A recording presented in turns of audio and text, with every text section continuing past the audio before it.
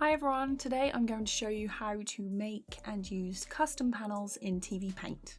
To make a new custom panel, go to Custom Panels at the top, and here you can see any that have been made and which are currently visible by the ticks beside them.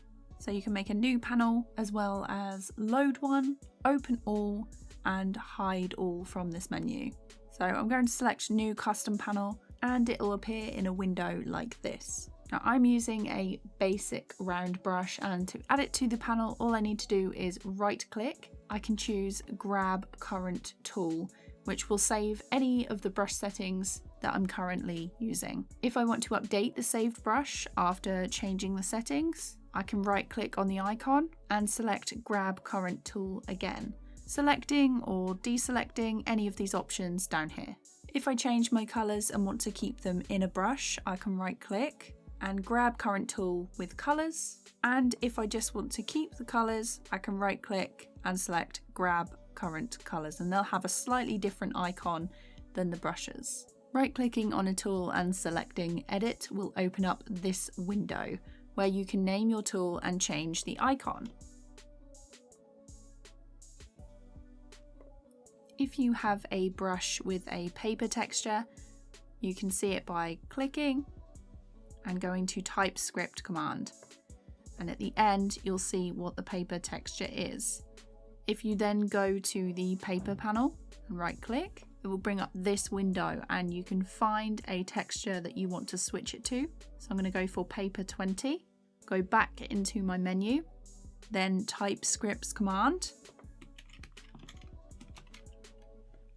press OK, and that will have changed the brush. Personally, other than changing the name and the icon, I don't really mess about with these settings unless I want to create an action. These are particularly useful if you haven't set up a keyboard shortcut for them or want to have them handy without having to remember which key you assigned them to. So after right-clicking and selecting Add Action, this window will appear. I'll then use the drop-down menu to assign an action. There are so many different options you can choose. Some of my favourites are within Set Keystroke, and I really like Toggle Bookmark. And then within the layer, I also like Delete and Duplicate Instances. If I select this layer and press Duplicate Instance, it will copy the entire layer. And as I move along the timeline, I can create bookmarks and get rid of them. So adding actions to your custom panels is very, very helpful. If I hover over the right side of the screen, the sketch panel and handy custom panels will appear. You'll probably have a few more, but I've hidden the rest since I don't really use them. With these actions, I can draw using the red, green, blue and black options and remove individual colours without affecting the rest of the drawing. This process makes it a lot faster than if I tried to erase each different colour individually. Here I can set the exposure of multiple frames. This is really useful for loops or if I've been animating on ones.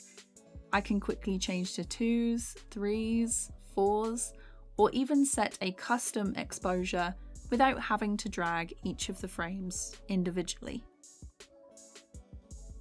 To keep everything organised, I'll use the new line, vertical and horizontal separators. If I want to save space on my screen or focus on one set of tools or colour palettes, I can just hide a couple of sections to make them more manageable.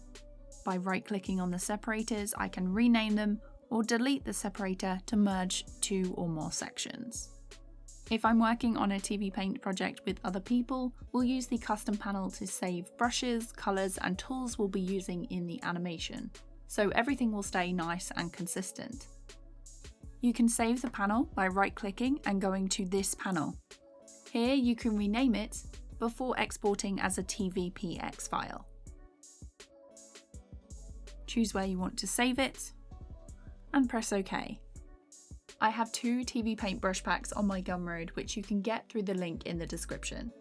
And to bring those into your project, you just have to go to Custom Panels, load a custom panel and select the file from wherever you'd saved it. I usually leave the menu like this and just click OK. If it doesn't appear automatically, it will be in the custom panel menu.